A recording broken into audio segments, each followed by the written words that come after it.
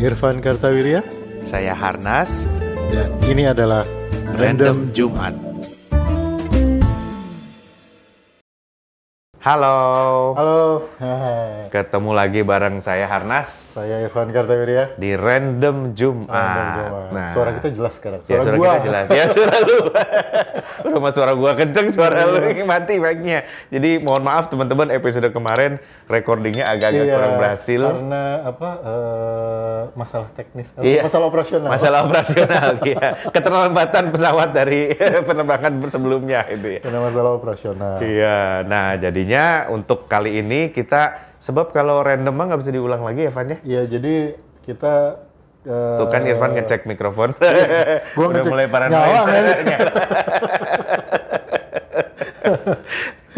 Kalau random nggak bisa diulang, iya dan tidak, Har. Jadi yang random kemarin tidak bisa diulang isinya, tapi topiknya bisa kita ulang. Topiknya bisa kita ulang. Jadi hari ini kita akan mengulang topik yang dulu. Iya, mengulang topik yang kemarin. Yaitu membahas Oppenheimer 2 ya, Oppenheimer 2 ya. Cuman di Random Jumat Oppenheimer ada sequelnya. Iya, betul. Oppenheimer ada sequelnya nih. Nah, Kang Irfan udah nonton Oppenheimer-nya? Dari yang kemarin kan belum nonton tuh. Mungkin kalau sempat denger ya pakai earphone yang kemarin maksa-maksain, makasih pisan nyempetin denger pakai earphone. Kemarin kan saya bilang saya belum nonton. Iya.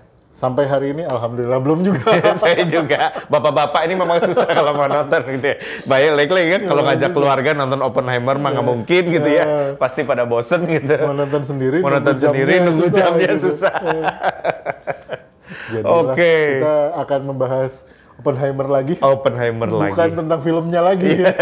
Karena filmnya belum nonton gitu. Oppenheimer lagi. Kemarin ada yang bilang, ada yang komentar di Twitter tuh, Trinity Traveler kalau nggak salah ya.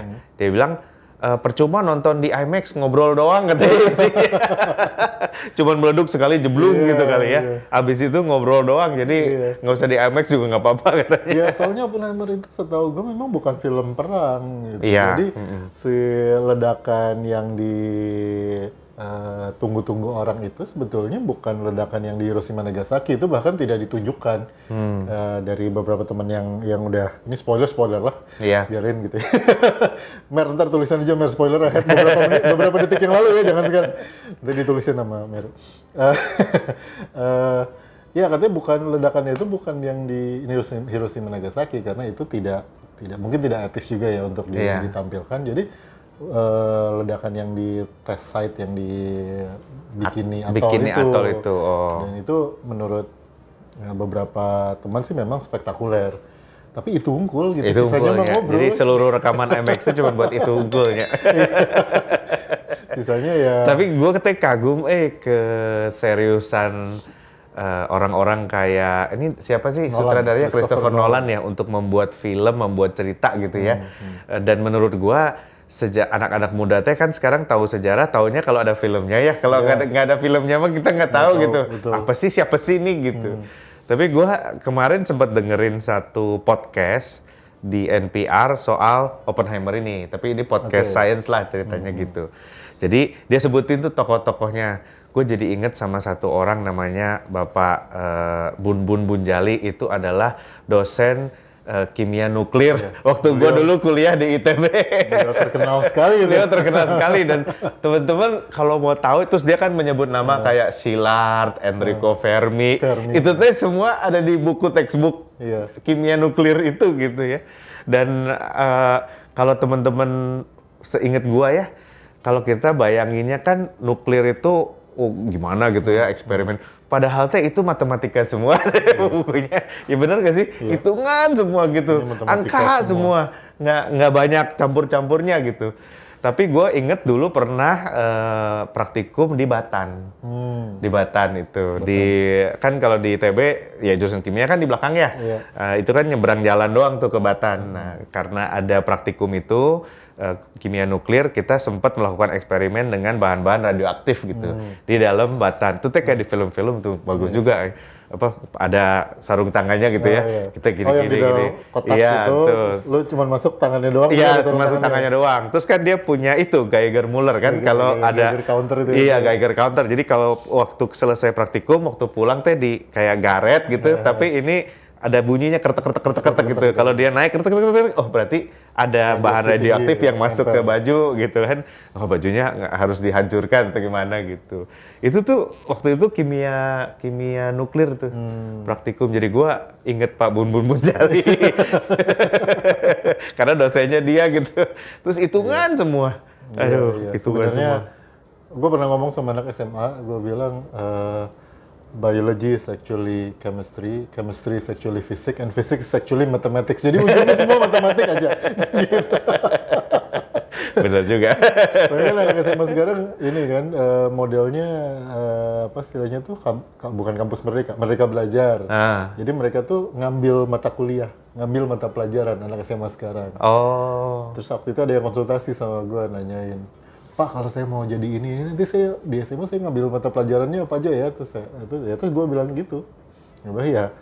Ya kamu ambil aja semua. Kenapa? Karena biology is actually chemistry, chemistry is actually physics, and physics is actually mathematics. Bener juga. Ambil aja semua. Bener juga. Tapi ya kita seneng ada dosen yang jadi tokoh cerita. Ditokohkan gitu. Iya kan, ditokohkan kan. Ngomong-ngomong soal itu yang bawa filmnya itu konon kabarnya isinya adalah ngobrol wungkul gitu. Sebenarnya kalau gue pikir-pikir gitu, kalau kita mau membuat kisah-kisah yang historical yang beredar di bulan-bulan Agustus ini gitu, kayak contohnya kemerdekaan Indonesia aja gitu, dan isinya bakal ngobrol wungkul. Iya betul. Soekarno, Hatta gitu, ketemu membahas, terus peristiwa Rengas Dengklok dibawa ke Rengas Dengklok, dan nggak ada dar-darnya gitu, nggak ada actionnya, itu mah ngobrol gitu. Di Rengas Dengkloknya katanya sampai gontok-gontokan ya, kalau tidak merdekakan sekarang, mau apa, mau pukul, mau udah ngobrol itu nggak jadi berantemnya, nggak berantem gitu, maksudnya nggak berantem fisik gitu. Dia ngobrol gitu. Dia jangan membayangkan pemuda-pemuda dengan Soekarno dan Hatta itu berantem fisik gitu. Tunjuk-tunjukannya paling gitu. Sampai akhirnya udah kita kembali ke Jakarta besok pagi gitu.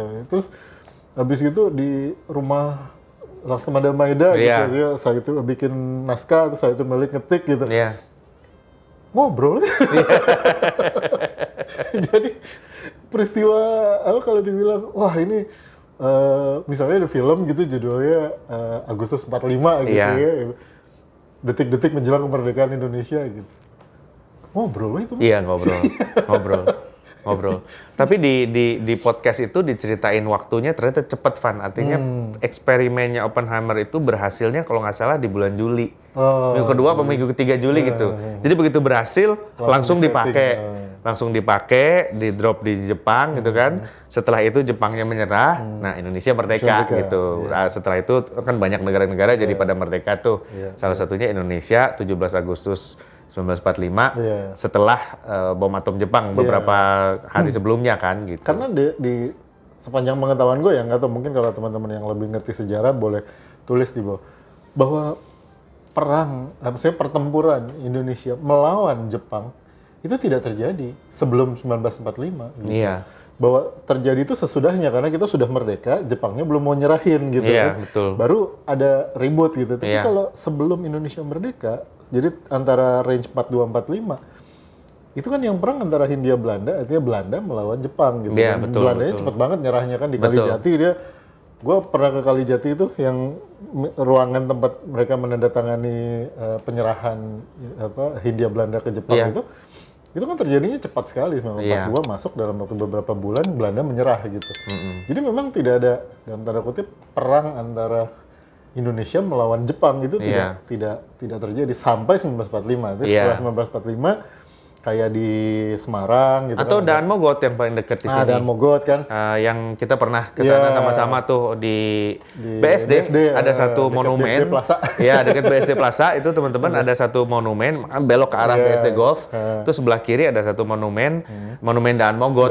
Artinya itu waktunya itu serah terima dari Jepang ke Indonesia. Tapi ada sedikit salah paham, akhirnya tembak-tembakan lah antara Jepangnya dan Indonesianya dan ada banyak yang gugur termasuk terbentuk namanya Daan Mogot. Daan Mogotnya dimakamin di Jalan Daan Mogot, tapi kejadian tembak-tembakannya itu di BSD itu. Itu sekolah militer ya, sekolah tentara kalau nggak salah. Lagi dioper dari Jepang ke Indonesia gitu. Nggak tahu sekolah atau pos lah, pokoknya dia. Ya, dulu itu pohon karet katanya. Dulu pohon karet. Nah, itu dulu tempat jin buang anak katanya. Tapi kalau jin buang anak di situ sekarang kayak jinnya kan. Karena per semeter persegi udah 3 juta. Lebih ya 7,5 juta. Artinya pohon karet itu somehow sekarang jadi mahal harganya gitu. Jadi jinnya kaya, kalau dulu buang anak di situ kaya dia sekarang. Anak jinnya yang kaya. Anak jinnya kaya. Nah, itu teman-teman kalau yang di BSD bolehlah ke sana 17 Agustus ya. Ada ininya, Van, gue inget di monumen itu tuh ada benderanya, ya kan? Gue sempat nge-tweet karena aduh benderanya sobek-sobek, tolong benerin dong. Udah dibagusin, ada juga tempat tangsinya dulu gitu, sama ada lagunya. Itu teh lagu yang ditulis peristiwa Lengkong kalau Iya, namanya peristiwa Lengkong. Iya, karena itu daerah itu namanya Lengkong. Iya, betul, betul. Daerah itu namanya Lengkong dan ya namanya peristiwa penyerbuan, bukan penyerbuan sih sebenarnya, pertempuran di pos Jepang di Lengkong itu, namanya peristiwa Lengkong. Betul, dan ada lagunya di situ. Cuman gue mencoba Google YouTube nggak ketemu nyanyinya gimana, karena adanya cuman kata-katanya doang ya. Mungkin buat teman-teman yang tahu, kalau ada nadanya boleh lah, karena saya cuman lihat tuh cuman kata-katanya doang, nggak tahu lagunya seperti apa. Dan di daftar nama yang di situ tuh ada beberapa nama orang yang terkenal, anaknya Haji Agus Salim, itu ikut gugur di situ. Terus ada lagi Prabowo kalau nggak salah ya, Subianto Djadikusumo itu kalau nggak salah gugur di situ, sehingga waktu Pak Prabowo lahir tuh dikasih nama omnya yang gugur. Nah, omnya namanya Subianto. Dan kalau nggak salah di daerah Serpong ada nama jalan Subianto ya. Kalau nggak salah tuh, ya itu salah satu yang gugur lah di nama itu, ada tulisannya gitu. Jadi apa namanya, ya boleh ke situlah di dalam 17 tuh, di dekat situ makanan mah banyak lah ya, BSD. Ada nasi kebuli enak deh. Nasi kebuli, iya. Kalau nggak ketemu bilang sama gue. Iya, nanti komennya di sini. Di mana Kang gitu, nanti saya kasih tahu gitu. Belakangnya pagi sore. Iya. Belakangnya pagi sore, iya. Di jalan kecil masuk aja. Iya, betul. Atau dari depan aja. Iya. Nah, makanya gue bilang tadi peristiwa konflik dengan Jepang itu terjadinya setelah Agustus 1945. Iya, betul. Jadi sebelum Agustus 1945, setahu gue, sekali lagi silakan diperbaiki kalau teman-teman yang lebih mengerti. Ada kok Pak kejadian di anu gitu. Konflik antara tentara kita dengan nasionalis dengan Jepang itu ada pertempuran gitu. Karena seingat gue sih nggak ada gitu. Nah, atau paling tidak ada yang besar sekali gitu. Jadi ya paling salah satunya yang gue ingat kasusnya siapa yang hilang itu komandan peta yang Supriyadi. Nah, itu mungkin ada pemberontakan peta terhadap Jepang gitu. Iya. Itu satu, selebihnya nggak tahu, mungkin ada lagi yang lain. Iya. Cuma kalau habis Agustus 1945 pada saat serah terima atau pengambil alihan, yang kemarin kita bilang itu kan, Indonesia mah merdeka lah gitu. Iya, betul. Merdeka dulu aja gitu. Urusan hal-hal lain ya diselesaikan dalam tempo singkatnya. Orang gitu. Indonesia tuh gitu. Jadi pokoknya merdeka aja dulu. Kalau yang lainnya gimana? Gitu. Oh, nantilah diselesaikan dalam tempo yang singkat-singkatnya. Dengan cara yang saksama lah. Pokoknya. Itu kan terjadi gitu konflik di BSD sini, terus di Semarang, di mana lagi gitu, di Cianjur kalau saya ada juga konflik senjata gitu ya antara pasukan Indonesia yang sudah resmi Indonesianya gitu kan, sudah merdeka, dengan tentara Jepang yang tidak mau menyerahkan karena dia kan kalahnya bukan sama Indonesia, dia kalahnya sama tentara waktu sekutu. Itu chaos lah karena chaos karena ada 3 pihak gitu ya.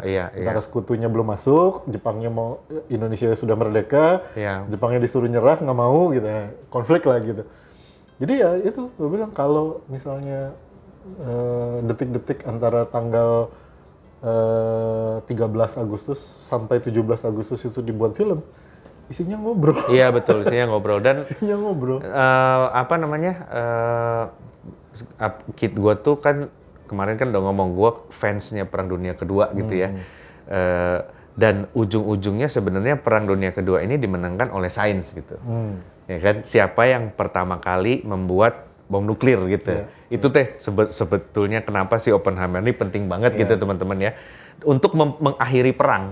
Sebab ini udah perang, begitu ada satu yang punya senjata, yang lain nggak punya si nuklir itu, maka selesai gitu. Dah daripada gua bomin satu-satu, padahal dia juga suruh ngebomin, belum tentu bisa bomnya cuma 2 biji-bijinya gitu kan. Cuman kan orang nggak tahu. Ya kan, begitu dia ngedrop 2 bom di Hiroshima dan Nagasaki, siapa tahu Amerika punya 10 lagi. Padahal mah enggak, dia cuma punya 2 itu sebetulnya gitu ya. Nah, jadi itu yang mengakhiri perang sebetulnya. Jadi ketika lu punya senjata yang sangat kuat sampai orang lain nggak akan bisa ngelawan gitu, ya perangnya berhenti. Semua orang dipaksa untuk negosiasi, nggak lewat senjata lagi gitu. Itu menurut gua dan ternyata ya kalau orang tanya kenapa sih Jepang bisa cepat sekali gitu ya. Nah, ini sebab teman-teman, sebenarnya kalau Indonesia ya di bawah, kan kita suka dibilang kita tuh 350 tahun dijajah Belanda gitu ya. Yang disebut dijajah itu sebenarnya bukan dijajah-jajah amat sebenarnya ya. Artinya dia sebenarnya nggak punya cukup tentara atau cukup power untuk mengontrol semuanya. Tapi yang dilakukan adalah memang ada perjanjian antara Belanda sama kerajaan-kerajaan kecil ini loh. Dia pegang satu-satu gitu ya. Yang ini dipegang perjanjian, yang ini. Jadi akhirnya semuanya tuh diatur oleh Belanda, tapi nggak 100% juga sebenarnya. Bukan kayak, mungkin kalau gue bandingin kayak di Afrika ya, misalnya Belgia menjajah Kongo, itu betul-betul semuanya Belgia yang incas gitu. Tapi kalau Indonesia sebetulnya saking gedenya mah, ya artinya negara Pasundan mah negara Pasundan aja gitu kan. Maksudnya Mataramnya Mataram aja gitu. Nggak oke lah kerasa Belandanya kalau dia lagi datang, tapi kalau dia nggak datang mah nggak ada aja. Jadi sebetulnya, nah ketika dan yang dilakukan itu rupanya kebiasaan dulu tuh pawai. Jadi misalnya setiap ada tanggal tertentu pawai itu menunjukkan show of force gitu. Rupanya lama-kelamaan yang namanya show of force itu show doang gitu. Jadi di Singapura pemerintah Inggris itu kan membuat pawai druk tentara. Itu kan gayanya Perang Dunia Pertama. Gayanya Perang Dunia Pertama kan gitu kan, druk baris gitu kan. Begitu Jepang masuk dengan teknologi, dia punya kapal sebetulnya kuncinya Jepang itu dia punya kapal induk. Di mana pesawat terbang bisa mendarat di kapal, tadinya kan nggak bisa. Jadi tadinya kalau mau nyerang tuh harus pakai infanteri, lu kirim orang suruh mati-matian. Kalau pesawat tempurnya bisa parkir di kapalnya bisa dikirim kemana aja, tuh dari situ lu bisa bom balik lagi gitu. Dan yang dibom nggak bisa nyerang kapal ini balik karena buat dia kejauhan gitu. Nah, teknologi itu yang membuat Jepang tahu-tahu jebret gitu. Yang pawai-pawai ini tamat gitu ya, zamannya pawai itu selesai gitu. Mungkin karena jumlah pasukan jadi tidak terlalu menentukan lagi. Iya, jumlah pasukan tidak terlalu menentukan. Jadi nggak perlu pakai infanteri semua tinggal pakai kapal induk terbangin gitu. Itu yang teknologinya Jepang sebetulnya gitu. Sehingga dia bisa begitu cepat menguasai daerah yang banyak lautannya kan gitu. Sementara Inggris masih pakai kapal perang. Jadi dia zaman dulu kan, ya baik lagi, dia kan dulu menguasai dunia pakai kapal laut, tapi nggak ada pesawatnya. Jadi begitu Jepang masuk dengan kapal dia, ya habis dia tinggal dibom-bomin aja kapalnya gitu. Menarik lah, dan menurut gua itu banyak cerita yang bisa kita pelajari gitu loh dari pertempuran itu. Dulu tuh ada film juga Perang Dunia Kedua juga, Edward Turing ya, yang tentang pencipta komputer itu. Nah, itu juga Perang Dunia Kedua tuh, ya kan? Karena ada enkripsi kode segala macam. Dia pencipta komputer yang memecahkan message rahasianya Jerman misalnya gitu. Dan memang banyak tulisan atau banyak review ya yang bilang bahwa salah satu yang mengakselerasi sains itu adalah perang. Karena dengan perang itu orang kan terdesak untuk mengerahkan daya guna dan daya pikirnya semaksimal mungkin. Jadi secara teknologi dan sains itu memang dipush untuk tujuan pertahanan maupun menyerang gitu. Saya bertahan dari serangan maupun bertahan secara kemanusiaan itu. Jadi kayak obat-obatan, terus makanan kaleng apa segala itu kan bertahan secara kemanusiaan. Iya, makanan kaleng itu pertama waktu perang juga betul. Jadi memang ada akselerasi sains dan teknologi dengan adanya perang gitu. Betul.